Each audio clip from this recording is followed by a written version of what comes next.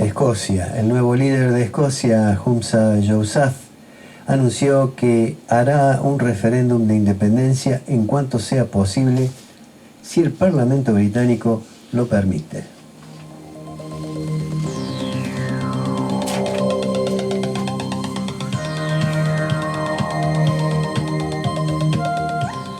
Estados Unidos. La Guardia Costera anunció una investigación oficial para descubrir las causas de la implosión que sufrió el sumergible Titán, que desapareció con 5 personas a bordo cuando viajaban a ver el Titanic. Francia. El presidente Emmanuel Macron visita la ciudad de Marsella debido al incremento de la violencia ligada al narcotráfico. Entre tanto, anunció ayudas y nuevas medidas.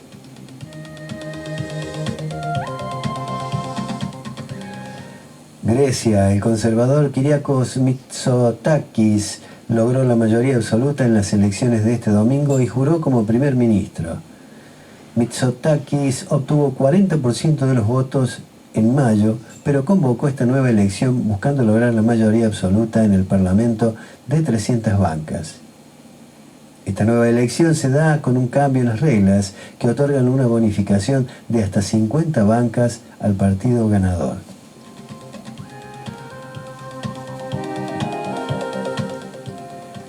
Guatemala. El candidato de izquierda, Bernardo Arévalo, logró el segundo lugar en los comicios presidenciales por detrás de la derechista ex primera dama Sandra Torres. Vamos a ganar contra quien sea, advirtió Torres en referencia a la segunda vuelta electoral programada para el 20 de agosto. El domingo, más de 9 millones de ciudadanos estaban citados a las urnas en la primera vuelta de las elecciones generales del país. La izquierda sorprendió en las elecciones presidenciales del domingo y pasa a segunda vuelta.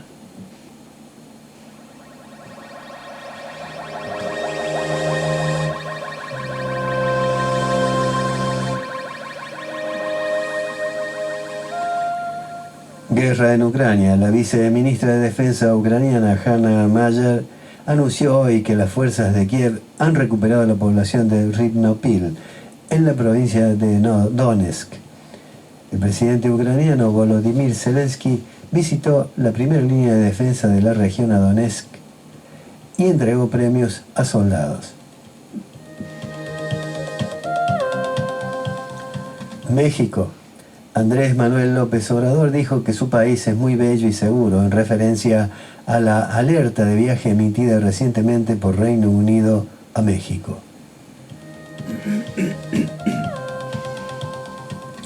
Migrantes. El flujo de migrantes que atraviesan territorio mexicano hacia Estados Unidos va en aumento otra vez, pese a una caída inicial tras el fin del título 42. Por lo menos 50% de las personas, o 5 de cada 10, están usando un coyote o un traficante, como se los denominan, para cruzar México, puntualizó la OIM.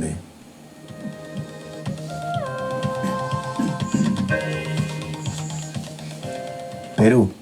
El segundo productor de cocaína del mundo, Perú, ha registrado un aumento del precio de la coca y una expansión de los cultivos ilegales.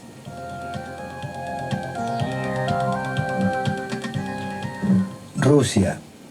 El alto representante de la Unión Europea para Asuntos Exteriores, Josep Borrell, afirmó que no es bueno que una potencia nuclear afronte inestabilidad política. El motín tenía como objetivo salvar a Wagner, no derrocar al gobierno ruso, dijo Prigozhin. Lavrov dijo al canal de televisión RT que Rusia tiene estructuras con este fin y les aseguró que ya se dedican a eso. Rusia investiga si los servicios de inteligencia de Occidente estuvieron implicados en la rebelión del grupo de mercenarios rusos Wagner, declaró Sergei Lavrov. Prigozhin dice que solo buscaba salvar de la desaparición a la empresa militar privada y no cambiar el poder. Mientras, el presidente de Estados Unidos, Joe Biden, aseguró que ni Occidente ni la OTAN estuvieron involucrados en las revueltas del grupo Wagner. El secretario de Estado estadounidense, Anthony Blinken, afirmó que la agitación causada por Wagner puede que no haya terminado. Mientras el presidente Vladimir Putin no mencionó ninguna palabra sobre la rebelión de Wagner durante su primera reaparición desde los hechos del sábado. El ministro de Defensa, Sergei Shoigu, reapareció trabajando durante una operación de guerra, mientras que el primer ministro Mikhail Mishustin llamó a la unidad. El Kremlin informó que Prigozhin se mudará a Belarus y que el caso penal contra el jefe de Wagner ha sido retirado. Sierra Leona. Los comicios se celebraron aún bajo la sombra de las protestas del pasado 10 de agosto del 2021 contra el elevado costo de la vida duramente reprimidas. Unión Europea. Los ministros de Exteriores del bloque se reúnen este lunes para discutir el impacto de la sublevación militar en Rusia. Uruguay. La represa que abastece a Montevideo y su zona metropolitana alcanzó los niveles más bajos de su historia. Sandra Torres y Bernardo Arévalo disputarán en segunda vuelta la presidencia de Guatemala. Presidente de Venezuela propone creación de un centro de investigaciones latinoamericanas y caribeñas.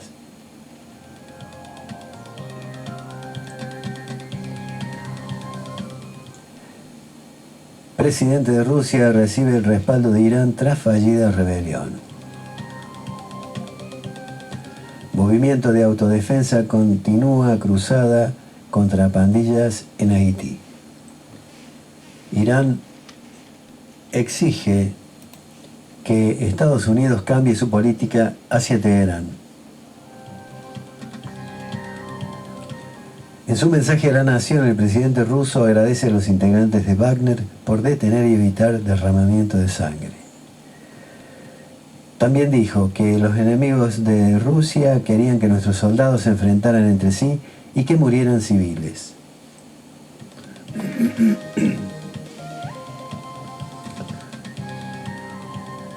El ministro de Defensa de Rusia, Sergei Shoigu, inspecciona un puesto de control de las tropas en la zona de la operación especial. Con más del 95% de las actas procesadas, no hay un claro ganador en las elecciones generales de Guatemala.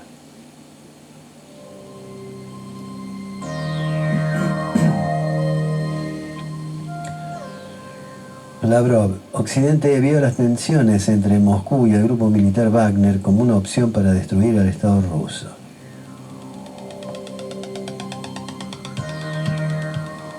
Sandra Torres de Lune y Bernardo Arévola de Semilla se perfilan como posibles rivales en la segunda vuelta. Y así damos por finalizada la lectura de los principales titulares internacionales. Para recabar mayor información pueden recurrir a las señales que se emiten a través del sistema de televisión digital abierta, cuya antena está emplazada en nuestra ciudad en la zona del Puente Negro, para poder sintonizar los canales RT, Radio y Televisión Rusa, Telesur y France 24. Y para aquellos que tienen Riotel TV, en los canales 400 y 401, pueden sintonizar Telesur y France 24.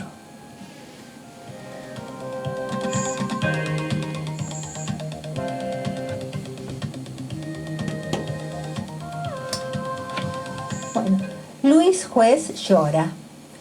Perdí la elección porque el otro candidato repartió droga. Toma mate vos. ¿Qué te dije? Y dice después, Larreta nos hizo perder tiempo con lo de Schiaretti.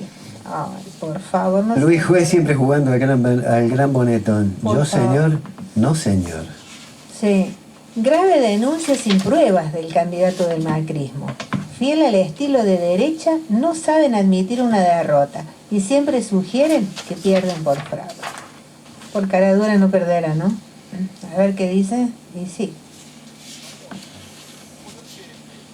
El sábado, los tipos repartían, escucha esto, Pablo, colchones, frazada, subsidio, plata, a los discapacitados un bono de 160.000 pesos. Escucha esto, Pablo, droga. ¿Cómo droga? Droga. Pero lo tiene filmado, tiene documentado.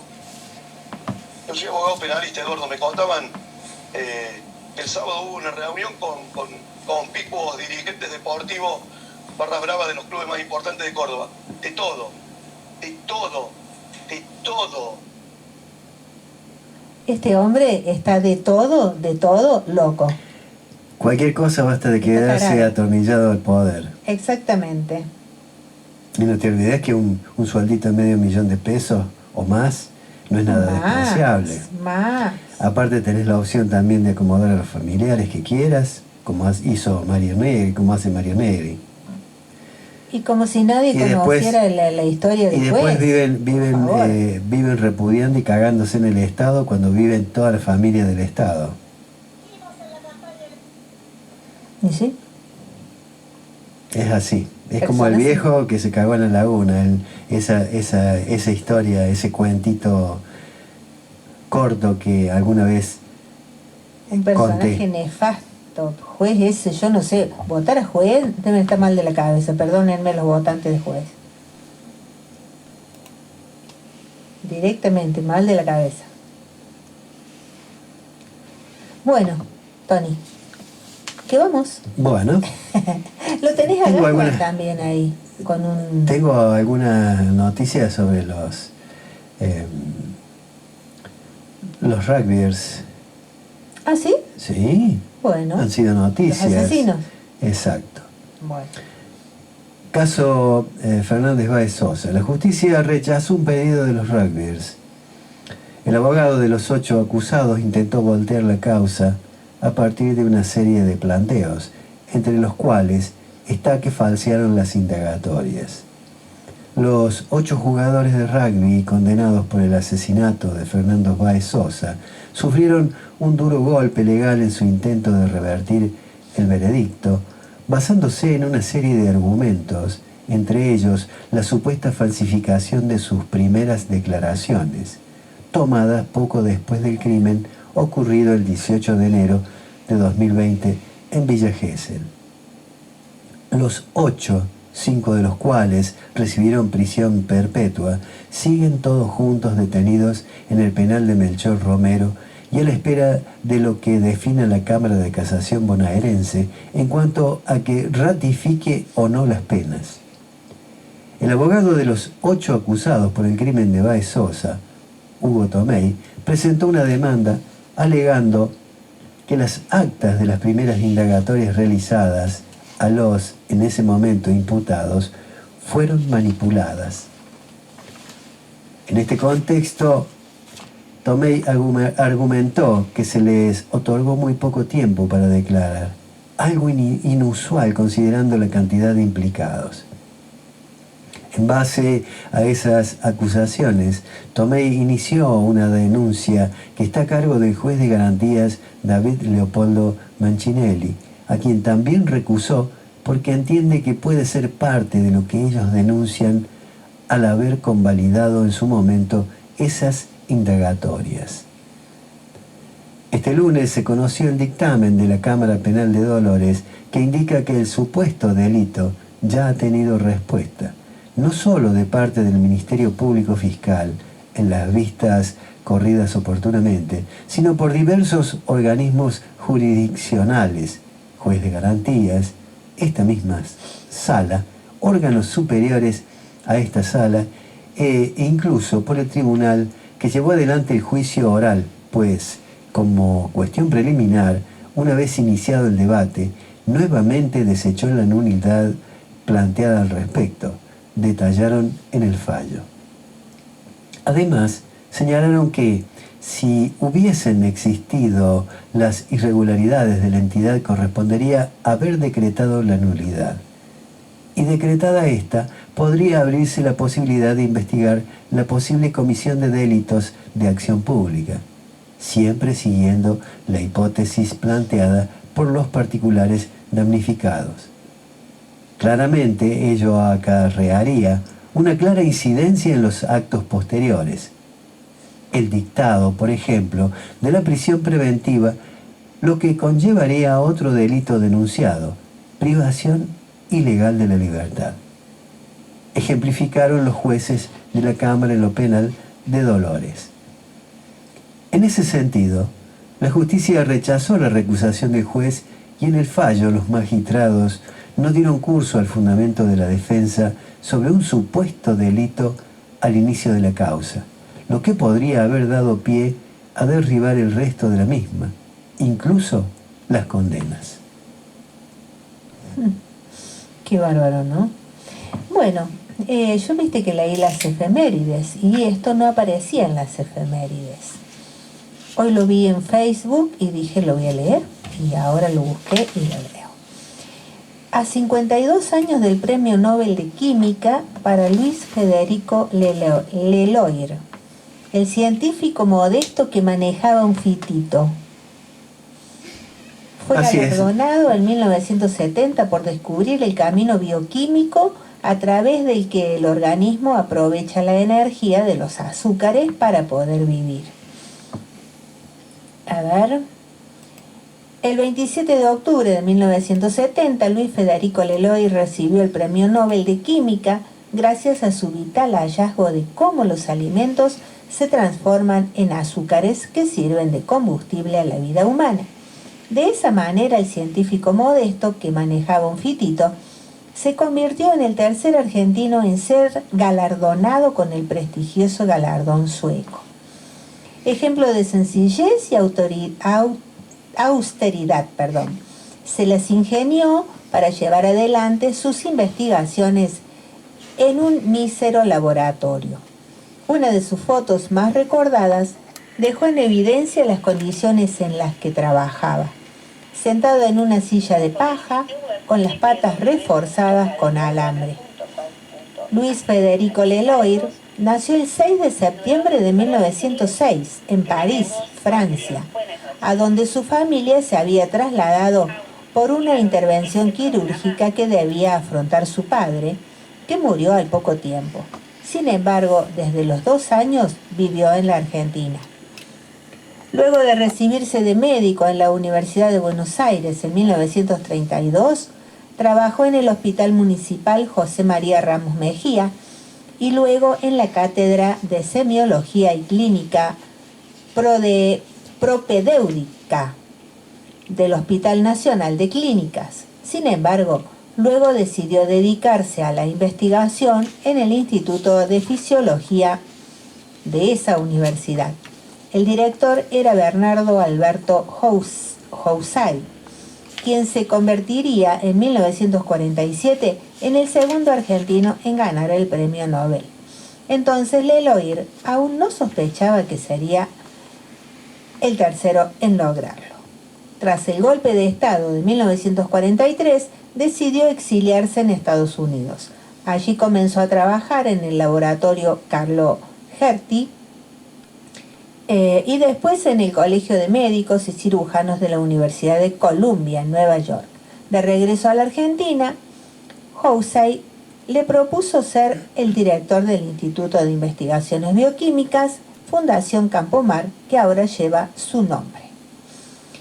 Estuvo durante 40 años al frente de ese laboratorio, donde gestó el hallazgo que le valdría el premio Nobel, a pesar de la falta de financiamiento y el escaso equipamiento. En lo específico, Leloir investigó cómo se metabolizan los azúcares en el organismo y el mecanismo de biosíntesis del glucógeno y del almidón, polisacáridos de reserva energética de los mamíferos y las plantas. Su gran hallazgo, que le valió el Premio Nobel de Química en 1970, fue el camino bioquímico a través del que el organismo aprovecha la energía de los azúcares para poder vivir y que ahora se llama Ruta de Leloir. Bueno, reconocido y que no, bueno, no salen las efemérides, pero había que recordarlo a este gran investigador. Bueno, le doy paso con una noticia. Continúan los bloqueos para derogar la reforma de Jujuy. Vienen por la tierra y el agua. Hay 9 cortes activos. En La Quiaca se inicia una huelga de hambre y la protesta suma la tradición de las crucifixiones.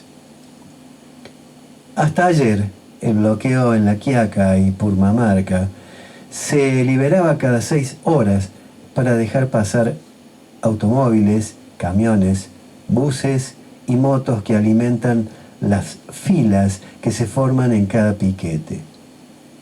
La frecuencia del resto de los cortes activos entre la Ruta Nacional 66 en Perico y la Nacional 9, que va hasta la frontera con Bolivia, variaba entre las 3 horas y los 30 minutos de suspensión del tránsito. Nada es definitivo. En cada uno de los escenarios de protesta y resistencia, las y los manifestantes se reúnen en asambleas a diario para redefinir sus estrategias. En el bloqueo en Purmamarca el sábado al mediodía llegaban noticias de trabajadores mineros. Estaban bloqueando los accesos a los 2 emprendimientos mineros transnacionales en Salar de Olaroz y también en el Parque Solar de Cauchari. El último sobre el límite con Salta, muy cerca de Olacapato. Por esa razón, trascendió que Gerardo Morales viajó ayer por rutas nacionales en territorio salteño para dialogar con los inversores chinos en las plantas de extracción de litio allí radicadas, Éxar y Sales de Jujuy. Por otro lado, en el bloqueo en el acceso a La Quiaca, integrantes de comunidades indígenas y de la organización social Somos Barrios de Pie tienen previsto iniciar hoy una huelga de hambre. Para mañana se acordó realizar crucifixiones, una medida que se repite desde 2002, cuando el sacerdote Jesús Olmedo fue el primero en subirse a una cruz de madera para permanecer atado. Roxana Llave, Somos Barrios de Pie, presente en el corte de La Quiaca, se crucificó durante aquellas jornadas de enero del 2002. Las crucifixiones se repitieron en 2004, 2007, 2017, ahí en la plaza de Humahuaca, y en marzo del 2021. ¿Te vas a crucificar de nuevo?, le preguntó este medio. Sí, de ser necesario, respondió sin dudarlo. El padre Olmedo me enseñó a luchar. Además, ATE convocó un paro provincial de 48 horas sin asistencia a los lugares de trabajo. Ayer domingo los bloqueos eran 8, 2 en Purmamarca, sobre las rutas 9 y 52, otro en Tilcara, otros 2 muy cerca del acceso a la ciudad de Humahuaca, en Uquía y San Roque, en Negra Muerta, a la altura de Mina Aguilar, y los últimos más numerosos de Abrapampa y La Quiaca. A todos ellos se debe sumar el corte simple de Perico, con una sola línea de ramas, troncos, gomas y banderas. Mujeres originarias y campesinas resisten sobre ambas manos de la Ruta Nacional 66, kilómetros al sur de San Salvador de Jujuy. Tanto en Perico como en los bloqueos de Abrapampa y La Quiaca, Gendarmería Nacional acompaña a las y los manifestantes. En La Quiaca, los oficiales no portaban armas. A 1967 kilómetros de la ciudad de Buenos Aires resonaban ayer los cánticos de protesta. Nunca nos escuchás, Morales. Siempre decís que no. Morales, esto se terminó. Morales, nunca vas a cambiar. Cantaba con ritmo de huayno andino la banda grosa de Somos Barrios de Pie. El bloqueo en el acceso a la ciudad puneña sobre la Ruta Nacional 9 se mantiene hace 12 días. Separan 3 kilómetros el bloqueo y el puente internacional que une Argentina con Bolivia. Son bloqueos porque los montículos hechos a mano con piedra, ramas de arbustos nativos con grandes espinas y hasta vías del ferrocarril, se distribuyen por distintos lugares sobre el pavimento en los tramos donde hay piquetes por las rutas nacionales 9 y 52. Esa disposición irregular torna imposible cualquier intento de eludirlos. La modalidad se repite en toda la autovía nacional, también en el 52, desde Purmamarca hasta La Quiaca en el altiplano andino. A 3 kilómetros de la frontera con Bolivia, el bloqueo quiaqueño tiene aproximadamente 1 cuadra de largo. A los costados de esa autovía nacional, comuneros y comuneras, organizaciones sociales que acompañan, el CCC, Polo Obrero y Somos Barrios de Pie, pobladores que se radican precariamente en algunos de los nuevos asentamientos, representaciones gremiales de los sindicatos docentes de Jujuy, SEDEMS y ADEP, trabajadores de la salud y el SEOM, resisten hace 12 días. Pese al frío bajo cero que amenaza congelarlos por las noches, a todos ellos y ellas los une una sola consigna: abajo la reforma de la Constitución jujeña jurada el Día de la Bandera, y fuera Gerardo Morales. El actual gobernador y precandidato a vicepresidente en la fórmula de Horacio Rodríguez Larreta se ganó el odio popular después de la jura amañada de la nueva Carta Magna, las represiones del 17 de junio en el bloqueo de Purmamarca y del martes 20 en las calles de San Salvador. Ese sentimiento adverso es aún mayor al que alguna vez despertó Milagro Sala entre los jujeños y jujeñas. En cada bloqueo, las y los manifestantes denunciaron que el gobierno jujeño siembra el miedo, presiones a manifestantes, telegramas de despido e infiltrados. A lo largo de los bloqueos que atravesó este medio, se repitieron las mismas consignas. No queremos el diálogo, queremos que caiga la reforma, dijo Salustriana, comunera de Yavi, presente el sábado en el corte de Purmamarca. La resistencia de Morales viene desde hace tiempo, contó Armando Quispe, otro comunero de Queta, en el departamento Cochinoca. No ha hecho caso el gobierno. Añadió sobre las advertencias de que debía realizarse la consulta previa, libre e informada, que el gobierno jujeño nunca hizo, a pesar de que es reconocida por la Constitución Nacional y los tratados internacionales suscritos. Morales nos quiere sacar la tierra y el agua. Cuando vi que reprimían en Purmamarca, salimos decididos a cortar la ruta, dijo un comunero del corte de Tilcara que, por miedo, prefirió resguardar su nombre. Morales nos engaña, entrega nuestras riquezas a otros, dijo Severiano en el corte de Negra Muerta. La discusión por el salario es secundaria. Queremos que caiga la reforma porque si no, ya no podremos reclamar por nuestros derechos, afirmó una enfermera presente en el corte de Abrapampa.